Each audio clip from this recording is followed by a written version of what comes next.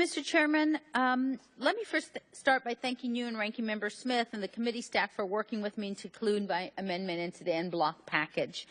As all of my colleagues are aware, more than a year has passed since the Secretary of Defense, Leon Panetta, and the Joint Chiefs of Staff, Martin Dempsey, unanimously decided to rescind the 1994 Direct Combat Definition and Assignment Rule. Currently, each service is in the process of evaluating its standards and ensuring its standards are gender neutral.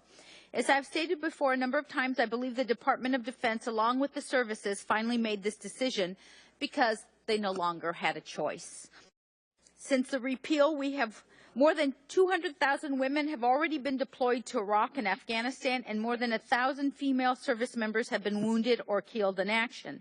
And since the repeal, we have witnessed a number of female Marines graduate from the Marine Corps Infantry Training Course, and the Army has opened up over 30,000 positions to women.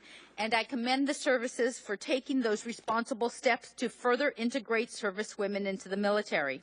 However, with all of these institutional changes, factors such as transparency, accountability, and oversight become even more important, which is why I introduced H.R. 4516, the She is Ready Act, or the SIR Act.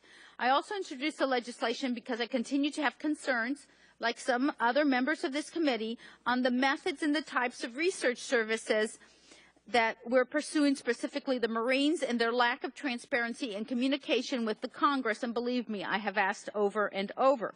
The SIR Act takes a number of steps to address arbitrary and artificial barriers, but includes a number of provisions that will increase transparency of physical standards, evaluations, and research methods. And the bill also includes efforts to grow service women in leadership and ensure services and academies are providing opportunities for women to climb the ranks. Although I was unable to include all the provisions into this NDAA, I'm pleased, Mr. Chairman, that we were able to work together to at least include provisions which I believe continue to be the most concerning, which is the lack of transparency in regards to how and what services are basing their gender-neutral occupational standards on, and how they are determining whether closed occupations should be open to service women. My amendment also directs the Marine Corps to brief Congress on its ground combat element experimental task force and provide information regarding its infantry officers course. And the provision included in DAA also directs the Department of Defense to identify new and old initiatives that help increase accession of women into our officers' corps and ways to increase this, specifically in our military academies. Nowhere in the process should it matter what servicemen think about having women in combat, because she's already been there. And nowhere in the process should it matter that servicemen believe women can or cannot do. At the end of the day, the only question that matters is whether a man or a woman can meet the gender-neutral standards. Female service members have proven throughout the years that they do not compromise combat readiness, but they enhance our readiness, and commanders have recognized this. Female service members do not want any standards to be lowered because they are a woman, but they do want a chance to meet fair standards. Again, thank you, Mr. Chairman, and the committee staff for working with me to include this amendment in the en bloc package, and I yield back. I want to thank the gentlelady for her comments on women in service.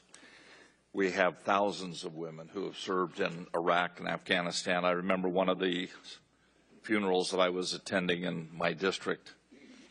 A young man was killed driving a truck, and his commanding officer was there with him for the funeral. She had accompanied him all the way home. She was a young captain. Her husband was also an officer in the military. And it could have just as easily been her as him, depending on, where you're sitting in the truck. She was right next to him when he was killed. So we all support what you're trying to do. I think everybody's concerned about lowering the standards, and you were very firm on that. The standards should be kept whatever it takes to carry out the assignment. But if a woman could do that, a